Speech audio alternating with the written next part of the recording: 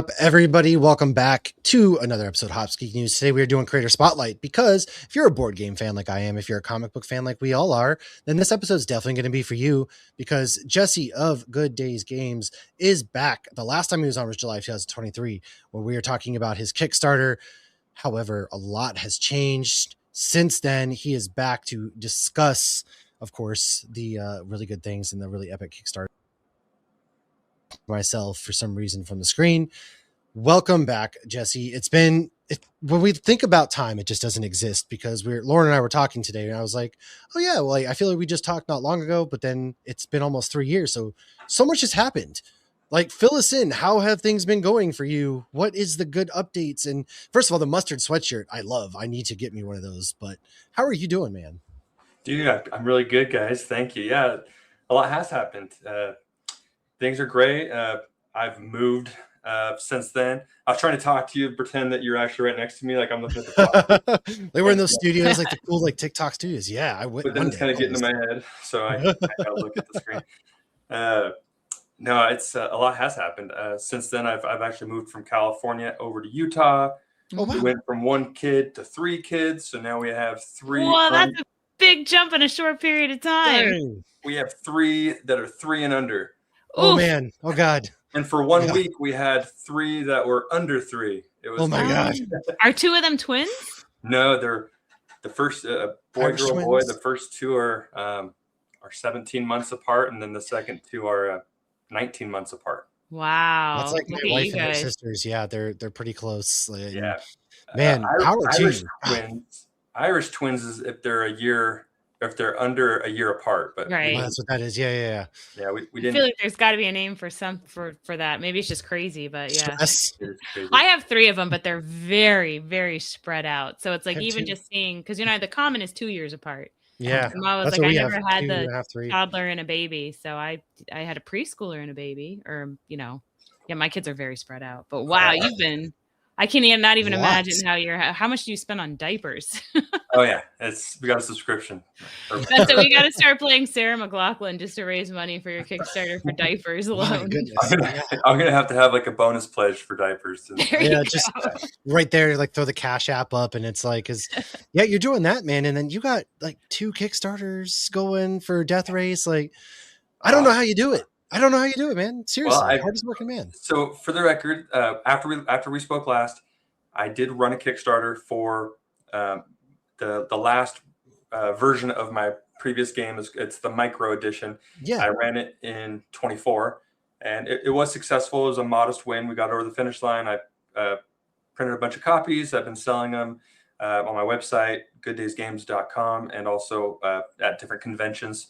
So I can finally put a bow on the micro version of the Escape Death Race 2182, and I've circled back to the macro version, which it's still a race car.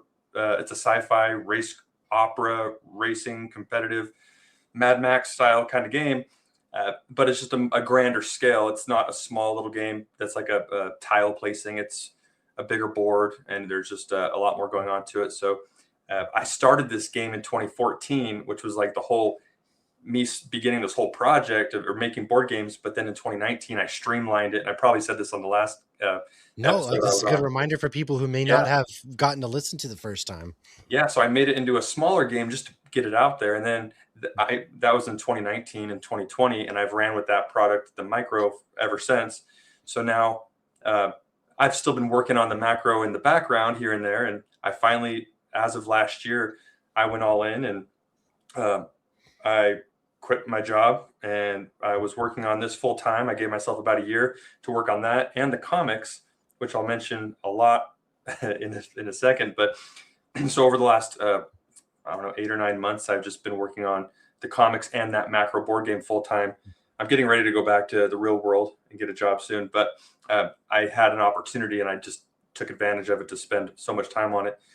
And so the board game, the Escape Death Race 2182 macro, will be coming out right after the comic book campaign. So it's a companion board game to the 12 comics. Now, before I spoke, I was doing 3 at a time. Yeah, you've boosted it out there now. Like, out there. I have all different artists. The one I originally had we just we got disconnected. We're no longer working together, and it was before they were published. I had 2.5 issues done. It was kind of a bummer.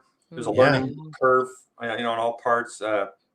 No hard feelings between either he and I. He's an amazing dude. Ricardo, shout out. So we just lost connection with each other, and he's so I had these comics, but then I kind of went back to the drawing board with the scripts, and it kind of was a blessing in disguise. I ended up reworking both scripts a little bit, all 3 of them, and then it was in like June of last year. I was looking for an artist to do number 3. This is when I hadn't given up. I had my clutches in on keeping issues number 1 and number 2 intact, and I was looking for an artist for number 3. And it's funny when I was always looking for an artist. I always had so much a hard time finding an artist, and all this time they're just right under my nose. I just wasn't looking in the right place. So I went on a website, and this is good for anyone who's actively looking for artists. I think this will be a good few minutes of talk.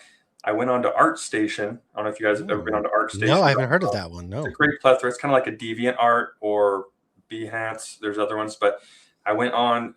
I've already had an account there, and I was looking. I was like, oh, I could post a job. You have to pay to post a job. Either way, I made up. It's not. It shouldn't break the bank for most people. It's about $100, 150. I posted a job, and it stays active for I think like 30 days. And it said it'll take 48 hours for this to for us to review it and verify it before it goes live. I'm like, okay. I get back on Facebook, and sure enough, like the first thing I do, since it's on my radar, I go because before I used to go on Fiverr. I used to go on places. Yeah. Fiverr's the one I've heard. Yeah. And kudos to everyone who's doing the hustle on Fiverr. And I think there are some good gems of artists out there who can help out, but it's not where the plethora of them congregate. So I went on to Facebook. I found lo and behold, there's groups and groups. There is, yeah. Artists, writers, and connecting with writers and artists. I'm like, oh geez. So I put my same post on there. I joined the group. It was free, didn't have to do anything. Within the next couple of hours, I get like 50 replies. Wow. From all these artists. I'm like, oh geez. So I start looking through their profiles, and then 2 days later, ArtStation, they approved, and then I get 200 people inquiring about the job. So I'm like, oh geez. So I spent the next like 3 weeks going through every single profile and making sure, just doing my due diligence, responding. Well, yeah, it's a big deal. Yeah, taking notes on every single one, and that way I really don't have to look ever again. So, except through this group that I've collected of awesome people and their art, and I was able to just kind of put cliff notes of what type of art, if it's manga, if it's more Marvel-esque or what have you. Just I was going through the list, making my notes. I narrowed it down to about 10 different artists. And what was funny is after I'd gone through all of them, and I reached out I was waiting to hear back from one. I got a message from another artist, and I looked at his work. I was like, oh, this is awesome. So I got him for number 3. And then because of all this, I was like, wait a minute. All I have to do, I've outlined all my scripts, 4 through 12. Let me finish these scripts while strike while the iron's hot. Let me get these artists on board. What I had to disconnect myself with was having one artist do everything. Yeah, because that was my internal hang up. And I thought, but once I got over that with knowing, I was like, well, I have number 3 is going to be a different artist. So let's just go with all of them. And then I ended up hiring, I went through each one, and I decided, you know what, I'm going to actually promote having a different artist on each comic. There's going to be some differences in interpretations of how my characters, the locations, things like that will end up. I'll do my best to keep it as tight as possible. And there's some significant differences with some of the characters, because these characters overlap all the issues. Right. So I had to learn I had some really a lot of moments of reflection where I was like, oh man, if I would have actually just been a little bit done my due diligence here and told him this and gave him that information, it would have looked different here. And when you're going down the rabbit hole of designing a comic, you don't want to necessarily, the artist, they produce something, and if you approve it, you move on. You don't want necessarily to go back and say, hey, actually, just kidding. I did a fair share of that, and I'll own up and I'll eat the consequence. If it's really important, I'll tell them I need to get this done. Let's come to a reasonable agreement monetarily, and I'll pay for it if I need to. And I've had to do that a few times. And as long as, I'm always, the artists are happy to work. And of course, as long as everything is fair, it's not an issue. But then it's just a learning experience for me. Okay, I don't want to experience that again. So going forward, let me try to minimize those things. So, but yeah, so, and I know I'm doing all the talking here, but no, this is great. This is perfect because you're right there. It kind of gives a lot of flavor too at the same time, and a lot of interpretations. Cause you've got your Kamizuka, Treforce, like Rebecca Jones, all these different comics. So what are the comic books kind of about for people who may not know? How do they tie in to the game itself? Yeah. So the comic series is called the Legendary Stratos League, and it follows a death race league. Death race is the sport of the future. Essentially, the world is ran by a one world government, a corrupt government, and they have their hands in everything. They also have their own agents in these death races. They're called the kingpins. But there's leagues throughout every city and every town. This takes place in New Nevada. It's essentially Las Vegas rebuilt, and it's called Superb City. It's a megatropolis. It's just a very vibrant. It's not a casino. It doesn't really look anything like the old one. Essentially, it was torn down. It was destroyed in the war, but because it was a national icon and global icon, it was decided by the government to rebuild it. And then, so Death Race took over as the main sport. And Death Race essentially are souped up cars that could jump over gaps in the road. They have undercarriage thrusters, your traditional nitro nos in the exhaust, slap on some weapons like Gatling guns, flamethrowers, smoke bombs, all these different things. And then put them in different tracks, which could be like, there's one of the comics takes place in the Grand Canyon. There's a death race through there. There's there's a track, like a qualifying race called Skylines The Limit. It goes around Superb City. That's cool. One of the comics takes place in Ibiza. There's an island race there. So, but then within the leagues, there is a league called the Legendary Stratos League, and they operate out of Superb City. They're like a vigilante league. They're kind of like a Justice League of sorts, in the sense where if there's crime, they're also fighting crime when they see it, when they're known about it, and on top of doing excellent at their racing and being number one. So their goal is to keep the city safe from all the thugs and the government, and just do their best there. They're the league with integrity, and there are a few of them, but they're the ones with the most notoriety. And so the story revolves around all of these characters, and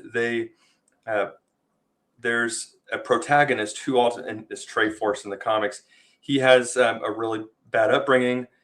He's not loved by his family, and he's outcast, and he does go to the orphanage where he meets a couple of the future Legendary Stratos League members, and he starts to get friendships, but then he wants to leave, and they don't go with him, and he ultimately gets picked up by the kingpins, and something bad happens during one of these races. I don't want to really spoil it, but ultimately it clicks over in his head where there's just no coming back. He's just completely twisted to a degree, and he's so his goal ultimately is to thwart the Legendary Stratos League at every opportunity that he can, if not kill him.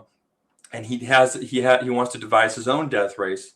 Circumstances happen where he gets to do that in a way that it's not just science fiction. I implement a little bit of magic. So I really don't want to spoil it, but there's these characters are ultimately, each of these comics are about let's see, there's 7 main heroes, which are actually the characters in the board game. And each one of them, it's about how they got abducted and taken to this death race in the year 2182. There's got some Quentin Tarantino vibes on how I go back and forth with the storyline. It's not just a linear shot. Some of the story I'm going back to tell a little bit of the history about this character, or how these characters met, how the league used to be under this ownership and now it's under the new ownership by another character. And so there is a lot of that going back and forth, but each comic is pretty linear. But then just where I place the comics, they tend to kind of bounce around a little bit. I always enjoy that because it makes for a good rewatch. Because when you rewatch something like that and you know, like, more so what it lines up, it's always just more fun to be like, oh, okay. You catch like hidden details and things. Yeah. That you might not have noticed beforehand, like little subtle and it things. creates more mystery going into it too. And you're like, oh my gosh, will this happen? How did that lead up to that? So obviously you're very unique coming under our podcast with the whole Kickstarter thing, because most of our Kickstarter, no, that's not true. All of our Kickstarter guests, I think, have been just comic books. And so I know last time we talked about mainly like the video game and whatnot, but not even the video. You had a little Altoid tin last time. Yeah. Yes. I remember that. That was the micro. Yes, that was the micro. Yeah. So that, I thought that was so cool. That was so tiny. So if somebody is just into games or just into comics, they can do that separately, correct? If they wanted exactly. And that was important to me because not all comic book readers want to play board games and vice versa. Yeah. So they're independent of each other, but they highly complement each other. I call it read the story and play the finale, because the last issue, and this is a mini series, it's not the end of it all. I've left it. It wraps itself up to where it's a complete story, but I do have it. I am writing another script for another so many issues, and also a board game for this one. But that's another story. If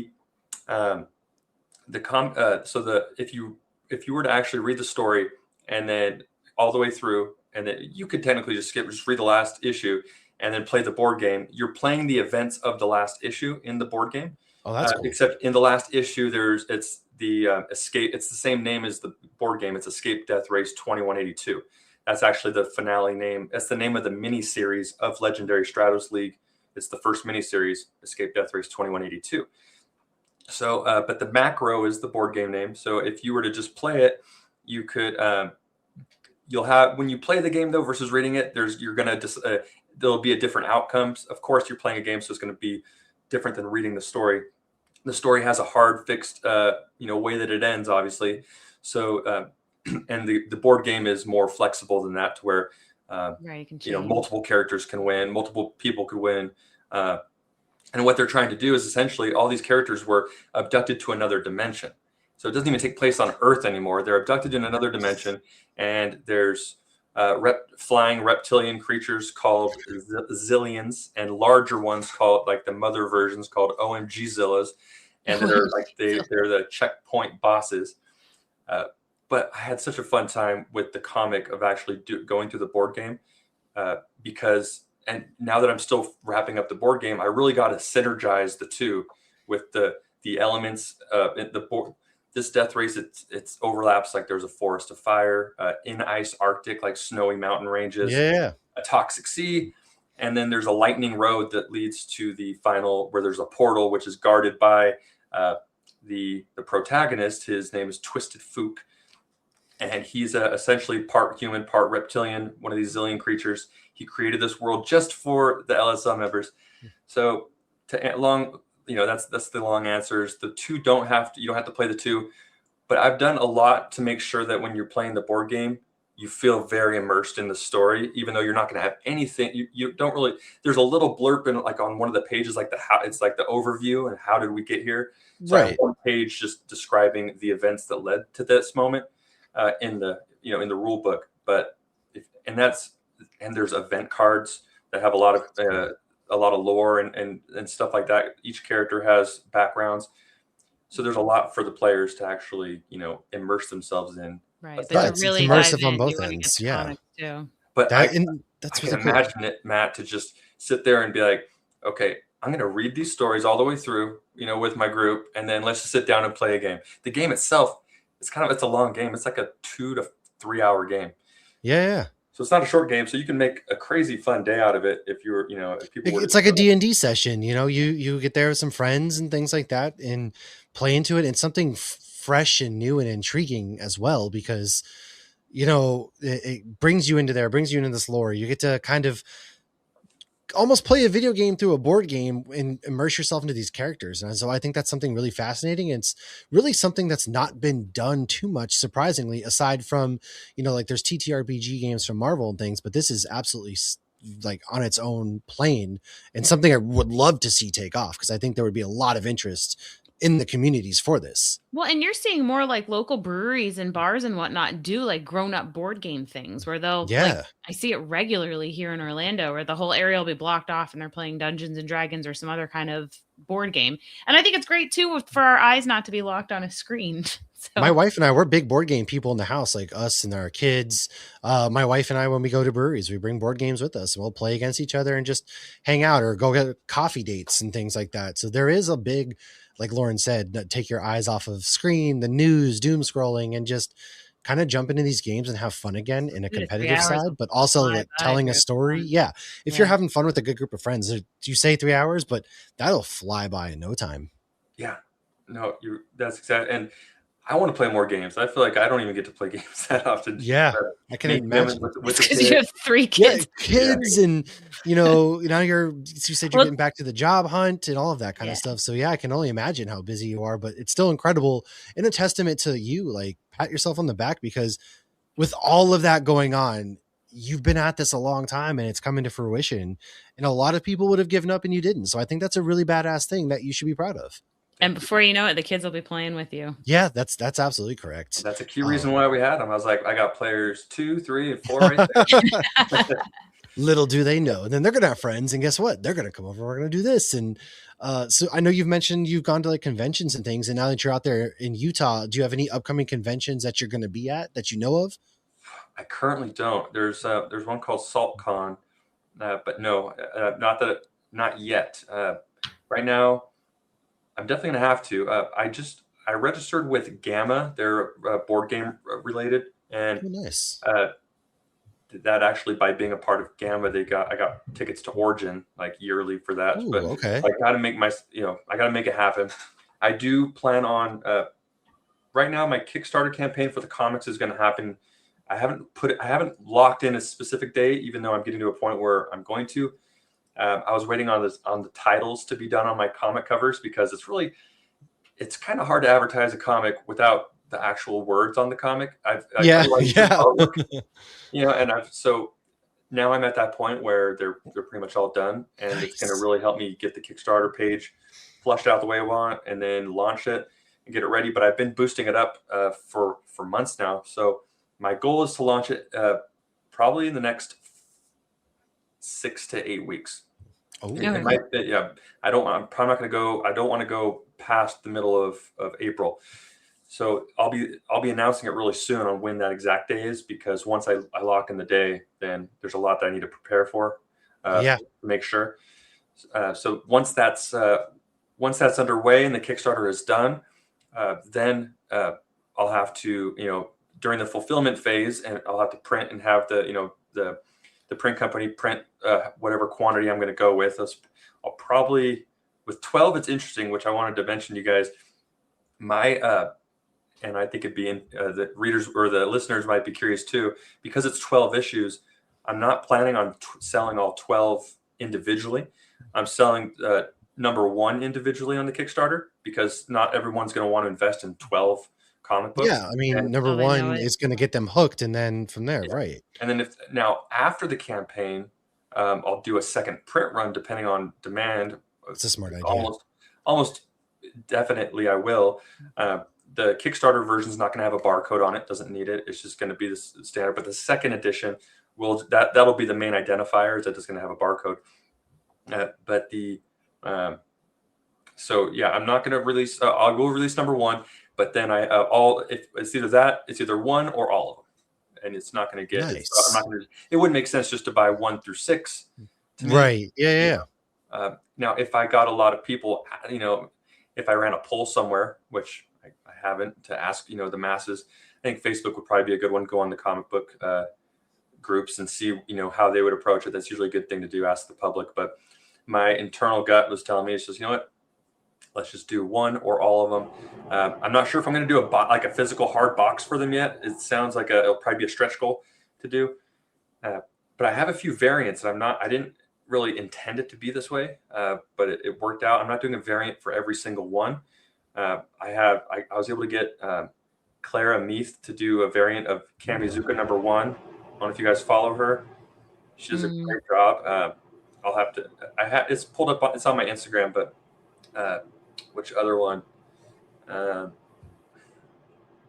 Not a variant, but here's something funny. You know, I asked the community recently about if you were, you know, how much of a turnoff is it to have this comic cover where the character looks epic doing their thing, and then when you open the book, it's a different artist who did the character, and the artist looks, it's not necessarily poor quality. It's just different. Now you expect character looks significantly different. Yeah. I got about 80% people were okay with it. The other 20% were like, it was a hard pass. So I will say you guys, 95% of the time, if the cover is a little bit different than the inside, it usually doesn't bother me because they're both doesn't fantastic. bother me. Yeah. But 5% of the time, I feel like, probably even less, I feel like I have been bamboozled where the cover was really good and the inside was not great art. But I feel like that's very, very, very rare. I feel like as long as both art styles are good, I'm fine with it. Yeah, it doesn't bother me. And I like seeing different styles of art because art is something that like always impresses me because I'm not artistic at all.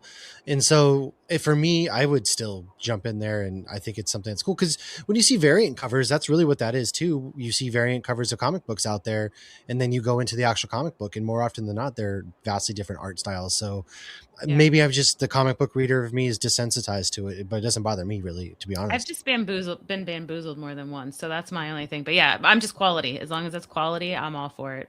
Yeah. And that's where I'm at. And I learned there's a phrase that I like, and when it comes to artists of comics, they're called a unicorn. They're the few artists that will do everything. They'll do the sketching, the inking, the coloring, the lettering, the titles, the cover, where they just do everything. When I had my first artist on board with issues number 1 and 2, unbeknownst to me, just the luck of the draw, I hired a unicorn. So they did everything. So when I went down this rabbit hole of getting new artists, I started learning, I only ink. And then but I thought they did coloring, and I thought they did both. And I thought, they do everything, and I learned not the hard way, but I'll call it the fun way. It's a life lesson, Yeah. You live, you learn. There's like six jobs when it comes to doing a comic book. And a lot of people, your listeners or, comic gurus in general are like, well, yeah, it's common knowledge. I don't come from a comic background. Ironically, I don't even come from a board game background. As a kid, I was the youngest of 4, so I always got my ass beat at board games. I didn't even care about board games. But lo and behold, I have an IP and a story that I want to tell. So that got me here. But it's just really funny that's a thing. So now when I was doing this, I wanted to hire, I wanted quality artists no matter what. And that I did my due diligence until I had them.